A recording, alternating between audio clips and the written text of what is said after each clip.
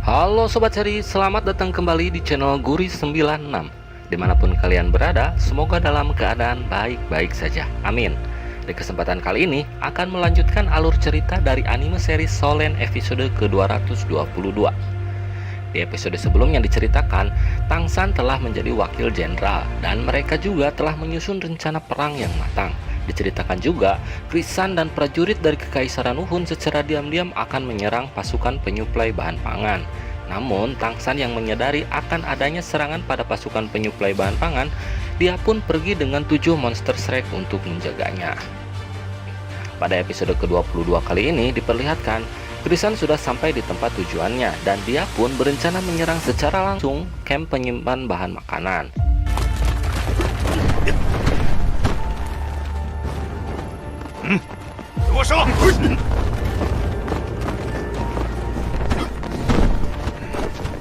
Diperlihatkan juga di wilayah Kekaisaran Xingluo, orang-orang dari Kekaisaran Wuhun sedang bersiap menahan pasukan Kekaisaran Xingluo. Welena juga nampak ada di sana. Dia juga memerintahkannya agar mereka hanya perlu menahan saja dan tidak perlu melawan dengan keras, karena tujuan mereka kali ini hanya untuk menahan bala bantuan dari Kekaisaran Xingluo yang akan maju ke garis depan membantu Kekaisaran Tiando. Kekaisaran Tiando juga telah menyiapkan jutaan pasukan. Dia pun mengkhawatirkan Huilena agar berhati-hati dan mementingkan keselamatannya. Huilena dan kakaknya pun pergi menyerahkan tugas padanya. Kali ini juga jika Huilena akan bertugas membantu Kaisar untuk mengatur pasukan Master Roh. Kembali kepada Krisan yang sudah bersiap menyerang kamp pengirim bahan pangan. Terlihat semua pasukan yang sudah masuk duluan ternyata sudah mati. Dia pun kaget melihat kejadian ini. Kemudian dia mengeluarkan teknik roh awan pastil emas. Dia juga mencoba menyelamatkan pasukannya, namun tidak berhasil. Dia pun berteriak dengan keras siapa yang melakukan semua ini. Dia juga menganggap ini pasti ulah Master Dauluo yang dapat membunuh 49 orang Master Roh Elite dengan kekuatannya sendiri dan hanya tersisa dirinya sendiri.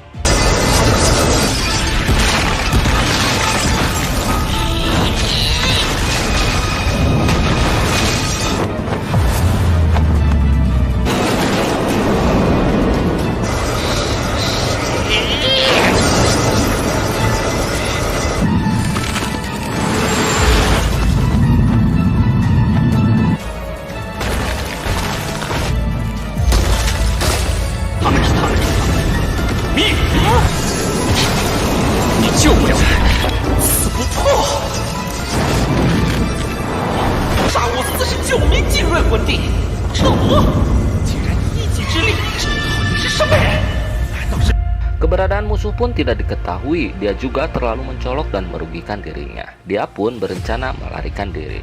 Namun kristal merah itu pun terus menghalangi pergerakannya dan dia tidak bisa pergi. Tangsan pun masih bersembunyi dan bilang, jika sudah datang maka tinggallah. Krisan pun masih bingung siapa yang berbicara. Krisan juga makin terpojok setelah Tangsan mengeluarkan teknik tulang roh ke tangan kanan kera raksasa, hantaman gravitasi, dan membuat dia tidak bisa bergerak dan jatuh ke tanah.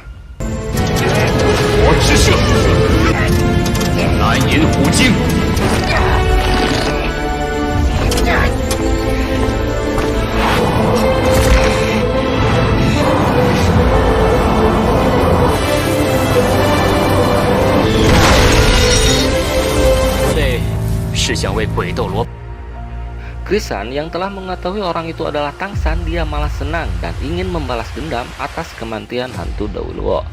Dia pun segera mengeluarkan kekuatan penuhnya dan menyerang Tangsan dengan teknik khusus yang bisa meningkatkan kekuatan secara drastis. Dia menggunakan teknik wujud roh pelindungnya. Dia pun dengan putus asa mengatakan sekarang dia hanya tinggal seorang diri dan tidak perlu memikirkan orang lain lagi. Meski dia mati hari ini, dia juga akan membantu membayar semuanya. Kekuatan yang dikeluarkan Krisan juga sangat kuat dan langka, yaitu tubuh emas abadi. Namun, jurus ini akan terus menguras nyawa penggunanya. Dan dia tidak peduli karena sedalam apapun neraka itu, dia juga berencana menarik Tangsan bersamanya. Ini sama saja dengan jurus bunuh diri dan berencana mati bersama Tangsan. Dia pun mengeluarkan teknik roh keenamnya lagi, awan pestil emas, dan menyerang Tangsan secara membabi buta.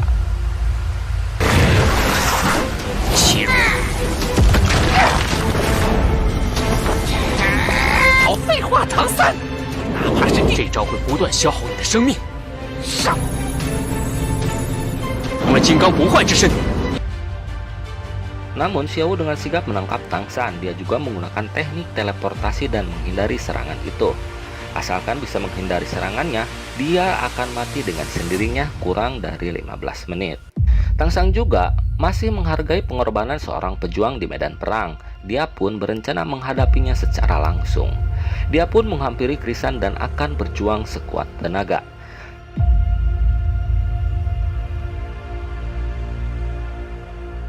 Krisan pun tak segan lagi mengeluarkan teknik roh kedalapannya, serangan pita cahaya. Tang San juga menghadapinya dengan teknik tulang roh kaki kiri iblis harimau paus biru perak dan tulang roh tangan kiri kera raksasa tinju maut kera raksasa.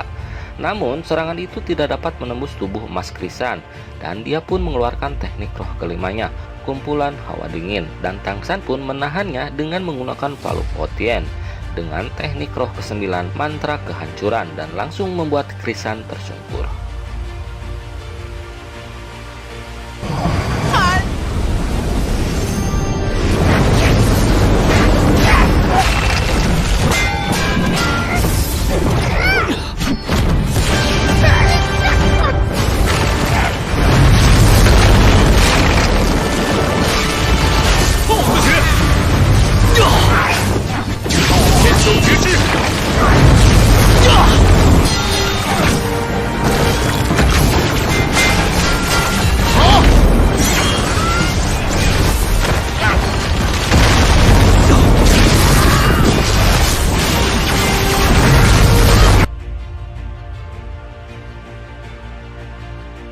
Keadaan Krisan pun semakin terpojok. Dia juga terluka karena menggunakan teknik tubuh emas abadi yang mengikis hidupnya.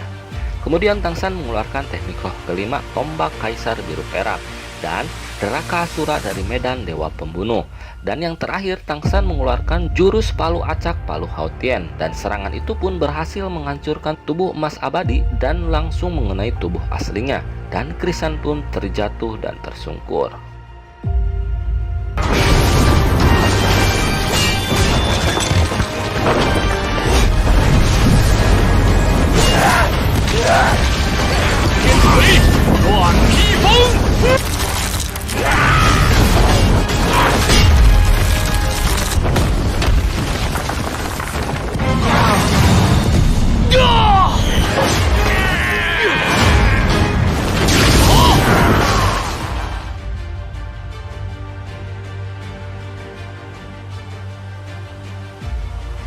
Krisan mengatakan jika Tang San bisa menahan serangan mematikan miliknya. Kaisar juga pernah mengatakan jika Tang San adalah halangan terbesar bagi kekaisaran Wuhun yang ingin menyatukan dunia. Krisan juga semakin kesal karena banyak yang mati di tangan Tang San. Namun Tang San mengatakan jika ayah dan ibunya, Daming Erming, ibu dari Xiao, para master lain dan sekte-sekte besar lainnya telah dibantai oleh kekaisaran Wuhun. Krisan pun mengeluarkan teknik roh ke-9-nya, bunga Krisan gugur ke tanah. Kelopak bunga menembus tubuh, kelopak bunga menembus tubuh. Tang San pun mengeluarkan teknik roh ke-9-nya, tulang kekuatan naga biru perak. Tak hanya satu kali, namun dia mengeluarkan 2 kali teknik ke-9-nya. Diperlihatkan 2 naga raksasa dengan kekuatan yang sangat besar. 唐正正，给你个痛快！就来打吧！好，我就唐。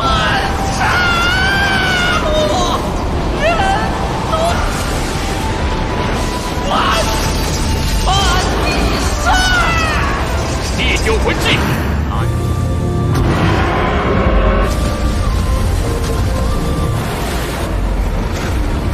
引青龙缠之刃，龙之魂，九魂技，暗引天青，再来，地。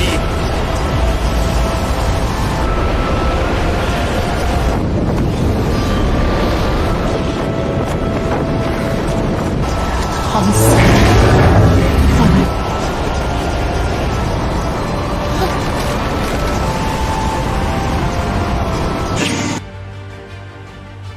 ，Krisan pun bicara, jika dirinya saat masih muda memiliki penglihatan seperti dirinya, maka dia tidak akan berakhir seperti sebuah bidak.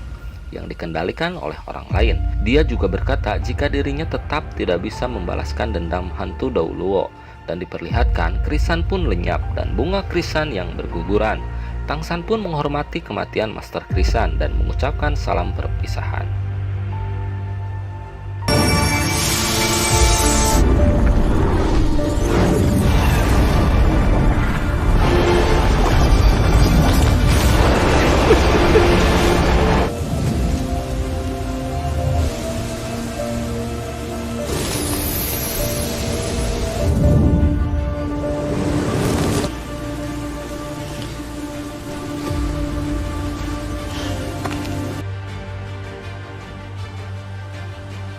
Tak lama, pasukan pengintai datang dan memberikan laporan kepada Tang San jika tadi ada satu tim Master Roh yang mendekati pasukan penyuplai belakang. Dai Mubai dan yang lainnya pun segera menahan serangan itu. Selain itu juga, masih ada satu tim baru yang mendekat dengan cepat dari arah yang berbeda. Namun, jumlah yang tepatnya masih sedang diselidiki. Tang San pun memberi perintah agar menghubungi pasukan pelindung bahan pangan Kekaisaran Tiando agar segera membantu 7 monster strike dan agar segera memberitahu Bos Dai dan yang lainnya untuk segera mengatasinya dan segera berkumpul di camp. Diperlihatkan pasukan dari Kekaisaran Wuhun menyerang, namun dapat ditahan oleh Dai Mubai dan yang lainnya, dan pasukan pelindung pun telah datang. Kali ini misi 7 monster strike pun telah berhasil dilakukan.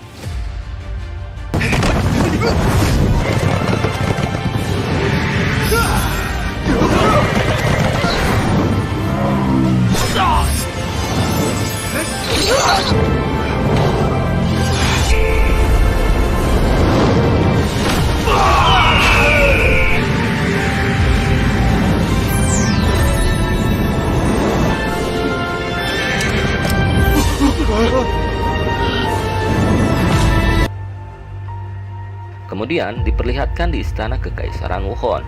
Kaisar menerima laporan jika pasukan Tiando sudah mendirikan tenda selama berhari-hari, dan tak lama lagi mereka pasti akan melakukan pergerakan. Dan keadaan pasukan Kekaisaran Wuhun masih dalam keadaan bersemangat tinggi, dan pasukan Master Roh juga sedang dalam posisi masing-masing, kapanpun siap menerima perintah dan menyerang musuh.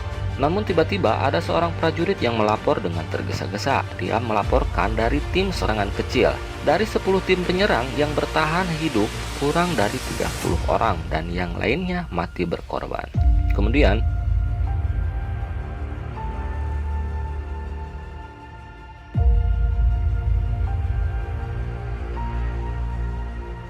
diperlihatkan teman-teman Tang San berdatangan satu persatu dan mereka juga telah menyelesaikan misi masing-masing. Dai Mubai pun menanyakan keadaan Tang San. Mo Hojun pun sudah menerima kabar dari Tang San jika mereka baik-baik saja dan berhasil mengalahkan 6 tim Master Roh dan termasuk seorang Master Dauluo. Tak lama pun Tang San dan Xiao kembali. Mereka mengatakan jika musuh masih ada dan tidak bisa memberi mereka belas kasih dan harus menggunakan seluruh tenaga untuk berperang. Mereka juga menghadapi musuh yang kuat dan rata-rata level setiap Master Roh berada di atas Kaisar Roh. Diperlihatkan lagi di istana Kekaisaran Wuhun, Bibi Dong pun menanyakan kejelasan laporan tersebut dan bagaimana bisa mereka telah terbunuh. Kemudian dia mengatakan kalau ada 6 pasukan yang tidak tahu keberadaannya. Takutnya mereka juga sudah binasa dan orang yang bertahan hidup telah mengalami luka yang berat. Dan menurut pernyataan dari mereka, mereka telah menghadapi Master Roh yang kuat yang seharusnya seorang petarung hebat dengan level Feng Hao Dauluo. Mereka pun beranggapan mungkinkah itu adalah Master Pedang dan Master Tulang dari Sekte Cahaya Kiebao. Namun seseorang juga menyela jika mereka tidak mungkin membunuh hampir 500 petarung yang di atas Kaisar Roh dan mengatakan takutnya jika mereka adalah Dai Mubai dan yang lainnya. Bibi Dong menanyakan apakah mereka berhasil membakar penyuplai belakang pasukan Kekaisaran Tiando. Dia menjawab tidak ada satupun anggota dari Master Krisan yang kembali. Salah satu Master pun marah dan bertanya dengan tegas pada prajurit itu, menanyakan apakah Master Krisan juga gagal melakukannya.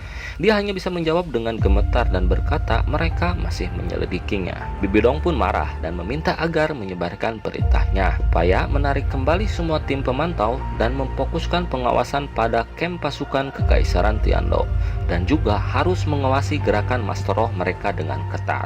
Dan selesai sudah episode kali ini. Diperlihatkan di preview episode selanjutnya, Kang San dan teman-temannya telah kembali ke camp kekaisaran dan mereka pun beristirahat.